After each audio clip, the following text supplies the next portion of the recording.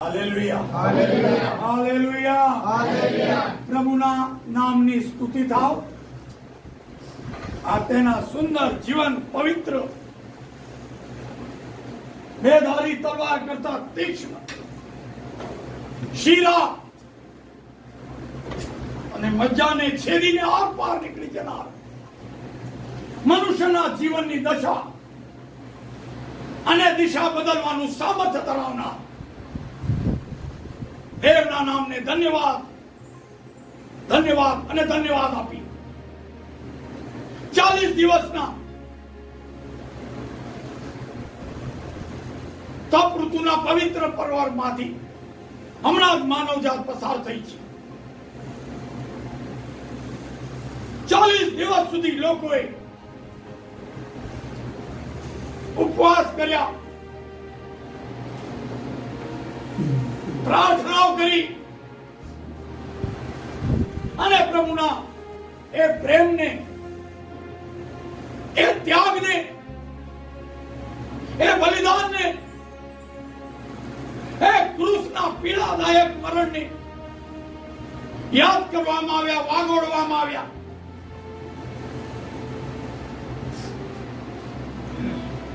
જૂના કરારમાં આપણે સાંભળતા હતા કે મસીહ આવશે, પાપીઓના પાપમાંથી તેમને છોડાવશે અને આજથી 2025 વર્ષ પહેલા એ ઉદ્ધાર કરતા કુંવારી મરિયમના પેટે આ પૃથ્વી પર આવ્યો અને આવતાની સાથે તેણે પોતાના આગમનનો ઉદ્દેશ જાહેર કર્યો કે બંદીવાનોને મુક્ત કરવા સારું, ઘાયલ થયેલાઓને પાટા બાંધવા સારું, ભૂખ્યાઓને અન્ન આપવા સારું, તરછોડાયેલોને ગળે લગાડવા સારું, રક્ત જેવા લાલ પાપોને હિમ જેવા શુભ્ર કરવા સારું, કિરમી જેવા રાતા પાપોને ઊન જેવા શ્વેત કરવા સારું મને આ પૃથ્વી પર મોકલવામાં આવ્યો છે। અને ખ્રિસ્તે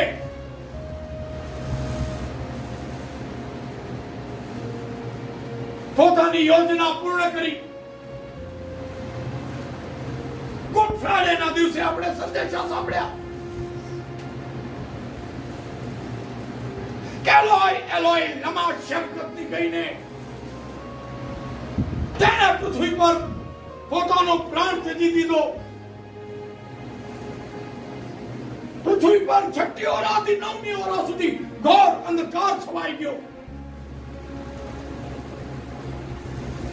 મંદિરનો પડદો વચ્ચેથી ચીરાઈ ગયો અને આ બધું થતા જોયું ત્યારે મારનારાઓએ પણ કબૂલ કર્યું કે ખરેખર જેને અમે માર્યો, જેને અમે સતાવ્યો એ ખરેખર દેવનો દીકરો। ઈસ્ટરની સુપ્રભાતે આપણે જોયું કે મારિયા મગદલેન, બીજી મારિયા સુનેમી, વેલે પરોડીએ, આ થોડું રિપીટ કરું છું પણ જરૂરી છે, ઈસુના શરીરને જ્યારે તે કબરમાં હતા યહૂદી પ્રથા પ્રમાણે સુગંધિત દ્રવ્યો લઈને તે કબરે જઈ રહી હતી અને રસ્તે ચાલતા ચાલતા તેઓ એકબીજા જોડે વાતો કરતી હતી કે આપણે કબર પર તો જઈએ છીએ પણ એ કબર પર મૂકેલો મોટો પથ્થર આપણા માટે કોણ હટાવશે? અને આપણે ઈસ્ટરના દિવસે સાંભળ્યું કે જ્યારે તેમણે પ્રભુ સાથે ના સંબંધોમાં તિરાડ પડવા નથી દીધી, તેમની પાસે બહાનું હતું કે અમે તો જવા નીકળ્યા હતા પણ પથ્થર અમારાથી હટે એવો નહોતો। પ્રભુના કામમાં એક્સક્યુઝોના ઢગલા આપણી પાસે હોય છે, મારે આમ કરવું છે પણ શું કરવું, મારે પ્રાર્થનામાં તો આવું છે પણ છોકરા નાના છે. તે દિવસે મેં નક્કી કર્યું, પણ એટલો વરસાદ ના આવી શકે. આ રવિવારે તો મેં મારા હસબન્ડ ને કીધું, ગમે તે થાય દેવળમાં જઈશું. ખરાબ લાગી, સાહેબ શું કહેશે, લોકોને શું મોઢું બતાવશું. પણ સવારે તૈયાર થયા અને મામા ગામડેથી આવી ગયા થેલું લઈને. એમને એકલાને મૂકીને ક્યાં ના જવાયું. પ્રભુ સાથે સંબંધો રાખવા માટે તરેના બાના. પણ આ બહેનોને આપણે જોઈએ છે, જ્યારે ઈશુ હતા ત્યારે તેની સેવામાં તત્પરતાથી લાગેલી હતી. જ્યારે ઈશુને વધસ્તંભે ચડવામાં આવ્યા ત્યારે પણ બીને ભાગી નથી ગઈ કે કોઈ નકાર નથી કર્યો. અને હવે ઈશુને લમા શબ્દથી કહીને પ્રાણ તેજેલો તેમણે જોયો તો. અને બધા પોતપોતાના ઘરે જતા એ લખ્યું છે, આ બહેનો ઈશ્વર સાથે જોડાયેલી છે. અને આવતીકાલે સવારે ઈશુના શરીરને જોડવા માટે, કિંમતી દ્રવ્યો લેવા માટે, સુગંધિત દ્રવ્યો લેવા માટે તે ફરી રહી છે. અને એ શ્રદ્ધા, એ વિશ્વાસ, એ ઈશ્વર પ્રત્યેની તેમની નિષ્ઠા જોઈને જ્યારે તે કબર પાસે આવી ત્યારે જે ચિંતા કરતી હતી એ ચિંતાનું નિવારણ ઓલરેડી ઈશ્વરે કરી દીધું હતું. પથ્થર ગબડેલો હતો અને અંદર તેમણે જોયું તો ઈશ્વરનું શવ ના દેખાયું. અંદર સ્વર્ગદૂતો દ્વારા સંદેશો મળ્યો કે તમે જીવતાને મુવેલામાં કેમ શોધો છો? જ્યારે તે હતો ત્યારે શું તમને કહેતો નતો કે માણસના પાપો માટે દેવના દીકરાને મરવું જરૂરી છે, પણ હું ત્રીજા દિવસે ફરીથી સજીવન થઈશ. તે ઉઠ્યો છે અને તે ઉઠ્યો. તેને આ 3 બહેનો ને દર્શન આપ્યા. આ 3 બહેનોએ આ શુભ સંદેશ, આ ઈશુના પુનરુત્થાનની ઘોષણા જઈને સેવકોને કહ્યું. પણ આપણે બાઇબલમાં વાંચ્યું, સેવકોને વાત દોડતો ગયો. ખરેખર ઈશુ તો નતા ત્યાં, ઈશુનું શબ તો નતું, પણ એ ખુલ્લી કબર જોઈને જતો રહ્યો. અને થોમાએ તો કહી દીધું કે તમે ભલે કહો ઈશુ ઉઠ્યો છે, ઈશુ જીવતો છે, પણ જ્યાં સુધી હું એના ઘાવમાં મારી આંગળી નાખીને નહીં જોઈશ ત્યાં સુધી હું તો વિશ્વાસ રાખનારો નથી. અને જ્યાં શિષ્યો એકતા મળ્યા હતા, બારણા બંધ હતા, લખ્યું છે ઈશુ એમની મધ્ય ઉપસ્થિત થયા અને ઈશુએ કહ્યું, તમને શાંતિ થાવ. અને થોમાને તે કહે છે, થોમા ઓય આગળ આવ અને મારા વેમાં હાથ ખાલીને જો કે શું એ જ નથી જેને તમારા પાપો માટે અખેલા સહન કર્યા.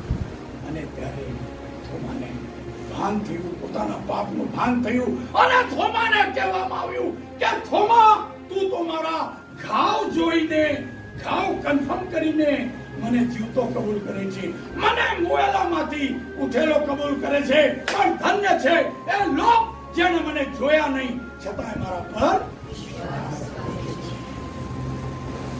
અને પછી 40 દિવસ સુધી ઈશુ લોકોને દેખતા રહ્યા, લોકોને મળતા રહ્યા, લોકોની સાથે તેમને બેસી અને ભોજન કર્યું અને કહ્યું કે હું હતો, હું છું અને હું યુગાનુયુગનો ઈશ્વર છું. અને હવે 40મા દિવસે જ્યારે પોતાનો પૃથ્વી પરનો પ્રવાસ પૂર્ણ કરીને, પોતાનો ટાસ્ક પૂરો કરી અને ઈશુ જ્યારે સ્વર્ગારોહણનો સમય આવ્યો ત્યારે શિષ્યો કહેવા કે પ્રભુ તું જઈશ તો અમારું શું થશે? એને કહ્યું, હું તો જઉં છું, પણ પવિત્ર આત્મા તમારા માટે મોકલી આપીશ, જે તમને સર્વ સત્યતામાં દોરી જશે. અને આજનો સંદેશવાળાઓ એક્ઝેક્ટ ત્યાં જઈ રહ્યો છે. ઘડિયાળ બહુ ફાસ્ટ ચાલી રહ્યું છે, હું પણ ફાસ્ટ ચાલવાનો પ્રયત્ન કરીશ. આજે આપણે જોયું કે ઈશુએ યરુશલેમમાં રોકાવા માટે શિષ્યોને આજ્ઞા આપી હતી. એ ઈશુના શિષ્યો જેણે માછલા પકડવાનું છોડીને મનુષ્ય પકડવાનું કૃપાદાન પ્રાપ્ત કર્યું હતું, એ શિષ્યોમાં એ પાઉલ હતો, એ પીટર હતો, જે સુંદર નામના દરવાજા પાસે ભીખ માંગતા ભિખારીને કહી શકતા હતા કે સોનું રૂપું તો મારી પાસે નથી, પણ જે મારી પાસે છે હું તને આપું છું. ઓ ઈસુના નામમાં ચાલતો થાવ. અને શિષ્યોના હાથે ચમત્કારો થઈ રહ્યા હતા. શિષ્યોને ઈસુએ કહ્યું તું, બબેની જોડીમાં જાઓ, પૈસા ના લેશો, લાકડી ના લેશો, જોડિયું ના લેશો, ઊંઘવા માટે બિછાના ના લેશો, અને જાઓ અને પાછા આવીને મને કહેજો કે તમને કેવો અનુભવ થયો.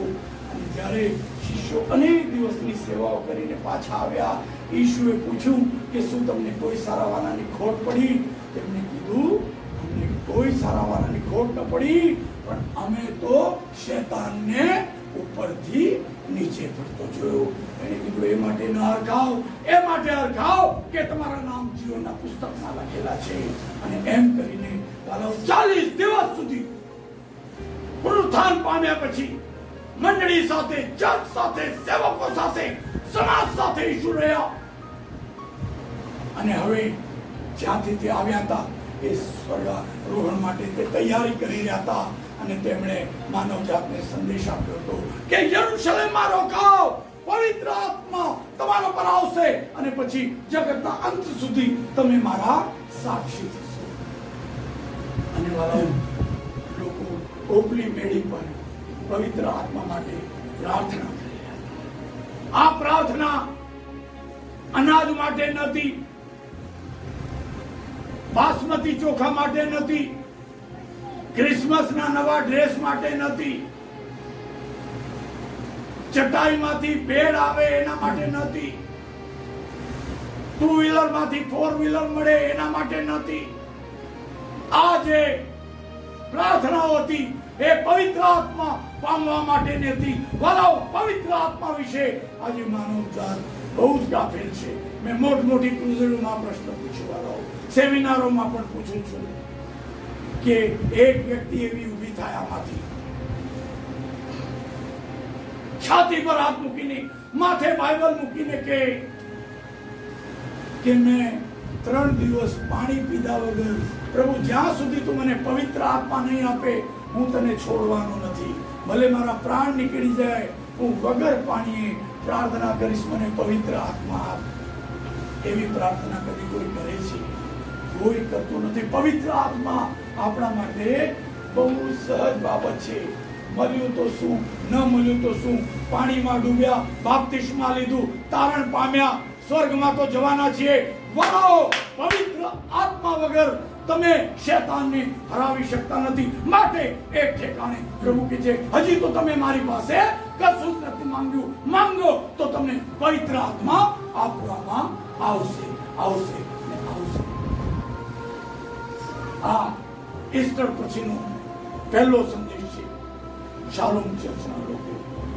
જો તમે ચાહો છો કે તમારી પ્રાર્થના સ્વર્ગે પહોંચે, જો તમે ચાહો છો કે તમારા માથે, તમે માંદાના માથે હાથ મૂકો અને માંદા સાજા થાય, તમે પણ પિતરની જેમ લંગડાને કહી શકો, ઓ ઈશ્વરના નામમાં ચાલતો થા, અને લંગડાના ઘૂંટણોમાં જોર આવે. તમે પણ ભરેલાની કબર પાસે જઈને કહેવા માંગો છો, બહાર આવ. થઈ શકે છે. વાલાઓ, ઈસુ ગઈકાલે, આજે, સદાકાળ એવા ને એવા છે. તમારી પ્રાર્થનાઓ સાર્થક થાય, તમારી પ્રાર્થનાઓ પ્રભાવી બને એવી ઈચ્છા રાખતા હો તો વાલાઓ તમારે પવિત્ર આત્મા પામવો જરૂરી છે. વાલાઓ, આજ સુધી ગાડી માંગી, કપડા માંગ્યા, ઘર માંગ્યું, દાગીના માંગ્યા, સુરક્ષા માંગી, બાળકોનું ભણતર માંગ્યું, ઘરની તંદુરસ્તી માંગી, કઈ ખોટું નથી કર્યું. બાઇબલ કહે છે, હજી તો તમે મારી પાસે કશું જ નથી માંગ્યું. માંગો તો તમને પવિત્ર આત્મા આપવામાં આવશે અને તમે જગતના અંત સુધી મારા સાક્ષી થશો. ઈશુના સાક્ષી બનવા ચાહતા હો તો વાલાઓ, પવિત્ર આત્મા માટે આજથી પ્રાર્થના શરૂ કરો. વાલાઓ, જે પણ દેશમાં હું છું, જે પણ પ્રાંતમાં હું છું એટલીસ્ટ 2-3 જણા તો સાચે તમને કહું છું એવા મળે છે કે વર્ષોથી અમે તમારું નામ સાંભળ્યું. આજે તમને કોઈ આનંદ ભલાઉ ઈશ્વર તમને જગતના અંત સુધી પોતાના સાક્ષી, પોતાના પ્રચારક, પોતાના વચનના પ્રસારક તમને બનાવવા માંગે છે. તમારે